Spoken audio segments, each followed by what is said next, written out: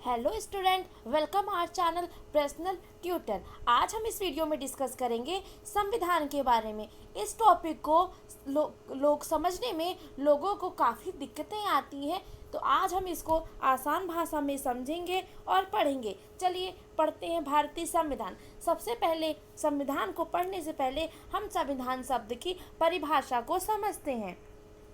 संविधान की परिभाषा। संविधान शब्द सम और विधान दो शब्दों से मिलकर बना है। सम का अर्थ है बराबर और विधान का अर्थ है नियम और कानून, अर्थात वह नियम जो नागरिक पर एक समान लागू होते हैं संविधान कहलाता है।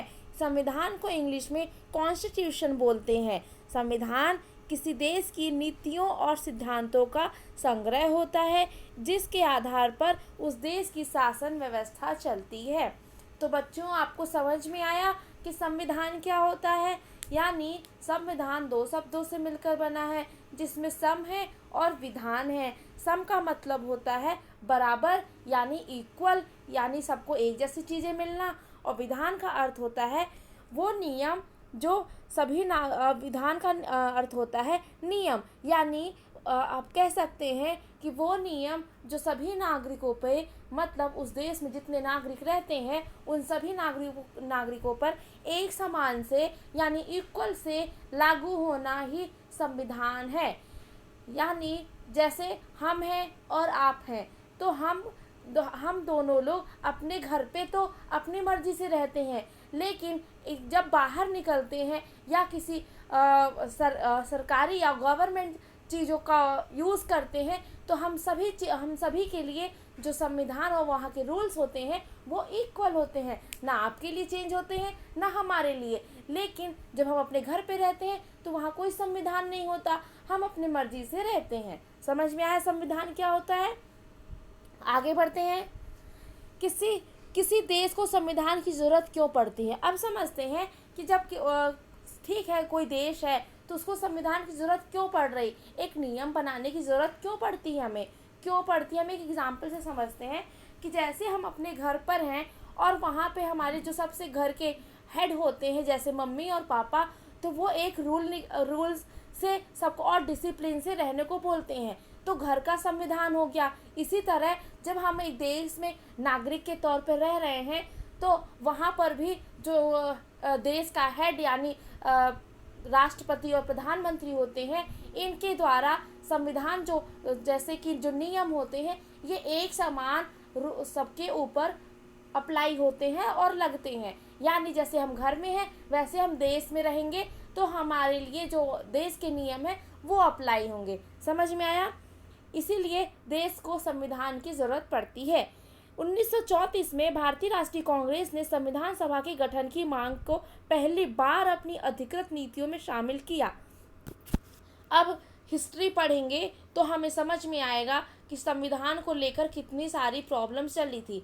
हम इस टॉपिक में शॉर्ट में पढ़ते हैं कि 1934 में भारतीय राष्ट्रीय कांग्रेस ने, ये एक पार्टी थी, भारतीय राष्ट्रीय कांग्रेस ने संविधान सभा के गठन की मांग की। ठीक है, केवल भारतीयों को लेकर बनने वाली एकमात्र संविधान सभा की यह मांग दूसरे विश्व युद्ध के दौरान तेज हो गई। अब सेकेंड वर्ल्ड वॉर हुआ, उसके टाइम पे ही जो ये संविधान सभा की मांग थी ये अपने इंडिया में काफ़ी तेज़ी से हो गई।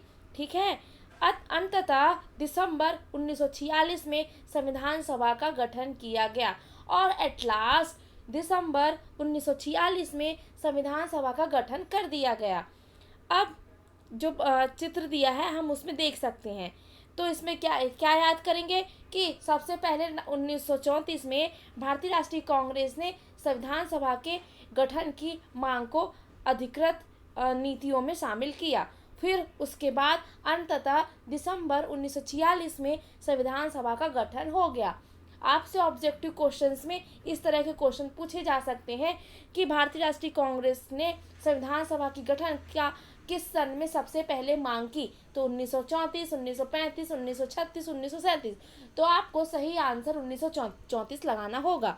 ठीक है, इसी तरह कि अंततः संविधान सभा का गठन कब किया गया, तो आप बताएंगे दिसंबर 1946। ओके फाइन, आगे बढ़ते हैं।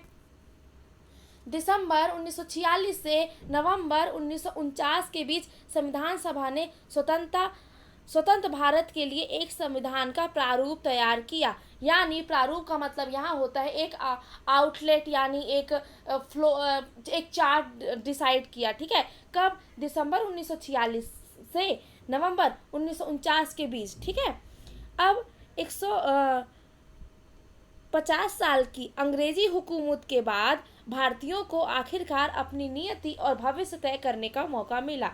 अब 150 साल से जो अंग्रेज हमारे ऊपर हमको प्रताड़ित कर रहे थे, एट लास्ट हमें अपने नियम और अपने भविष्य को तय करने का मौका मिल ही गया। संविधान के सदस्यों ने स्वतंत्रता संघर्ष में से उपजे महान आदर्शों को ध्यान में रखते हुए इस काम को गंभीरता से अंजाम दिया। अब जो संविधान सभा के यानी उस कमेटी के जो मेंबर थे, उन्होंने इन सारे स्ट्रगल्स को, संघर्ष को देखते हुए इस काम को काफ़ी इम्पोर्टेंट देते हुए काफ़ी सावधानी से किया। ठीक है, आगे बढ़ते हैं। आज दुनिया के ज़्यादातर देशों के पास अपना संविधान है। आज जो दुनिया में जितने भी देश हैं, उनमें से तो अधिकतर के पास अपना ही संविधान है। ठीक है, आमतौर पर सभी लोकतांत्रिक देशों के बारे में उम्मीद की जा सकती है कि उनके पास संविधान जरूर होगा, लेकिन इसका यह मतलब नहीं कि जिन देशों के पास अपने संविधान होते हैं वे सभी लोकतांत्रिक देश होंगे। संविधान कई उद्देश्यों की पूर्ति करता है।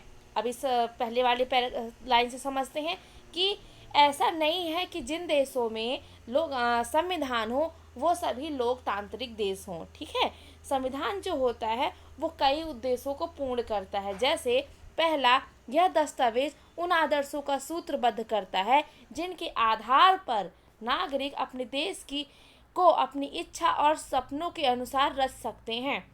सबसे पहले ये जो पूरे पेपर हैं, पूरे दस्तावेज हैं, वो उन आदर्शों को एक सूत्रों में बांधा है जिनके आधार पर वहाँ के रहने वाले नागरिक अपने देश को अपनी इच्छा और अपने सपने के अनुसार रचते हैं और बनाते हैं। यानी संविधान यह बताता है कि हमारे समाज का मूलभूत स्वरूप क्या हो।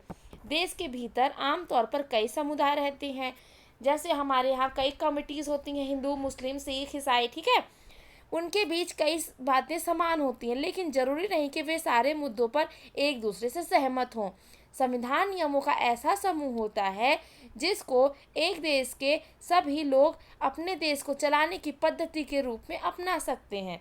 इसके जरिए वे न यह केवल तय करते हैं कि सरकार किस तरह की होगी, बल्कि उन आदर्शों पर भी साझी समझ विकसित करते हैं कि जिनकी हमेशा पूरे देश की रक्षा की जानी चाहिए। समझ में आई? पैराग्राफ नॉर्मल है, आप इसको समझ गए होंगे। आगे बढ़ते हैं। इन बातों का क्या मतलब है, यह समझने के लिए आइए दो अलग अलग परिस्थितियों पर गौर करें। दो घटनाएं दी हुई हैं। भारत की उत्तरी सीमा पर स्थित नेपाल के ताज़ा इतिहास की घटना है, और समाचार माध्यम से ऊपर दी गई खबर में बताया गया है कि नेपाल के लोगों ने हाल ही में एक अंतरिम संविधान को मंजूरी दी है। सवाल यह उठता है कि नेपाल में पहले से ही संविधान था, तो उसे नए संविधान की जरूरत क्यों पड़ी? इसका कारण यह है कि कुछ समय पहले नेपाल के एक राजतंत्र था, वहाँ राजा का शासन था। 1990 में बना नेपाल का पिछला संविधान इस सिद्धांत पर आधारित था कि शासन की सर्वोच्च राज्य सत्ता राजा के पास होगी। नेपाल के कई दशक से लोकतांत्रिक स्थापना के लिए जन आंदोलन करते चले आ रहे थे। इसी संघर्ष के फलस्वरूप 2006 में आखिरकार उन्हें राजा की सत्ता खत्म करना पड़ा, कामयाबी मिली। अब नेपाल एक लोकतंत्र के रास्ते में चलना चाहता है, इसके लिए इन्हें एक नया संविधान चाहिए। ठीक है, अब हम संविधान के बारे में कुछ जानते हैं कि इसमें बताया गया है कि जो एक हाल ही की घटना है जैसे नेपाल में, कि वहाँ पे क्या था, वहाँ पे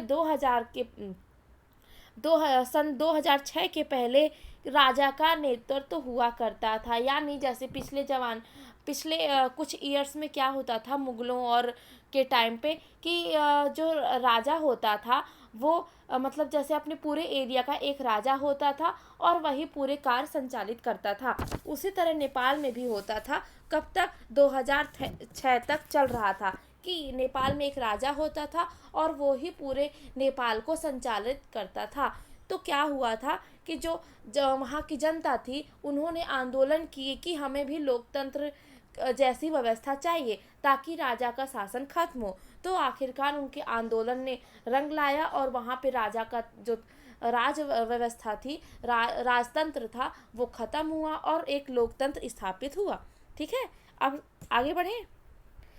किसी भी देश में संविधान क्यों बनाया जाता है? अब समझते हैं किसी भी देश में संविधान बनाया क्यों जाता है।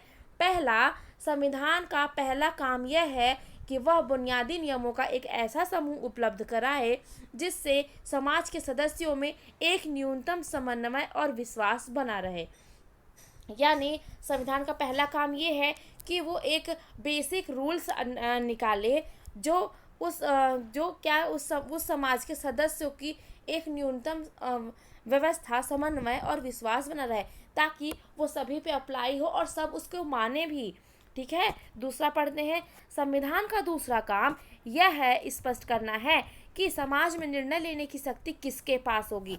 संविधान में यह भी तय करता है कि सरकार कैसे निर्मित होगी। अब संविधान में अगला संविधान में पॉइंट क्या आता है, क्यों ज़रूरी है कि सबसे पहले समाज तो वो सबको मानेंगे, और दूसरा क्या कि समाज में जो निर्णय एक डिस्कशन लेने की या फिर एक निर्णय लेने की जो शक्ति होगी, जो पावर होगी, वो किसके पास होगी। ये नहीं कि जो देश में जितने नागरिक रह रहे हैं सब अपने अपने निर्णय ले रहे हैं। ठीक है, जो भी काम होंगे वो सरकार अपने संविधान के द्वारा तय करेगी। ठीक है, तीसरा, संविधान का तीसरा काम यह है कि वह सरकार द्वारा अपने नागरिकों पर लागू किए जाने वाले कानूनों की कोई सीमा तय करे। ये सीमाएं इस रूप में मौलिक होती हैं कि सरकार कभी उनका उल्लंघन नहीं कर सकती। ठीक है, यानी सरकार जो होती है वो अपने नागरिक, जो उस देश की जनता होती है, उन पे जो नियम लागू होते हैं उनकी वो लिमिट और सीमा तय करे। हाँ, कि कोई जो नियम है वो किस लिमिट तक किसी के ऊपर अप्लाई होंगे। अगला देखते हैं। संविधान का चौथा काम यह है कि वह सरकार की ऐसी क्षमता प्रदान करे जिससे वह जनता की आकांक्षाओं को पूरा कर सके और एक न्यायपूर्ण समाज की स्थापना के लिए उचित परिस्थितियों का निर्माण कर सके। ठीक है, चौथा काम क्या है कि सरकार को ऐसी पावर देनी हो चाहिए कि वह जनता की जो इच्छाएं हैं, जो वो चाहते हैं, और एक न्यायपूर्ण समाज यानी जो ऐसा एक सोसाइटी हो जहाँ पे हर किसी को न्याय मिले, उसकी स्थापना करे। उसके लिए जो भी परिस्थितियाँ हों, जो भी चीज़ें चाहिए, उन सभी का निर्माण कर सके।